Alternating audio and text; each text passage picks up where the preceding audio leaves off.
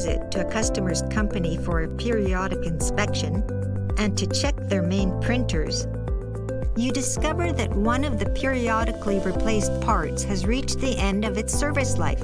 Even though it needs to be replaced, you can't take care of it right away. Even if you can get the part and then come back, while their printer is out of service, the customer is kept waiting. The costs of maintenance and servicing are also piling up.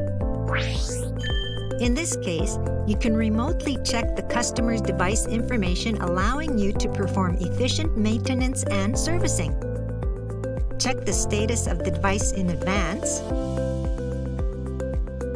and prepare replacement parts.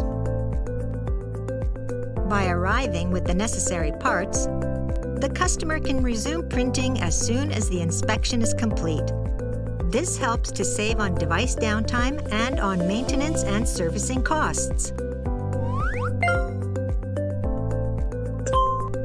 By remotely checking the customer's device information, you can perform efficient periodic inspections, including preparing consumables and replacement parts in advance. You can also perform periodic counter readings, such as checking the total number of sheets printed. You can handle some troubleshooting operations, such as rebooting and head cleaning remotely. This can also help reduce device downtime.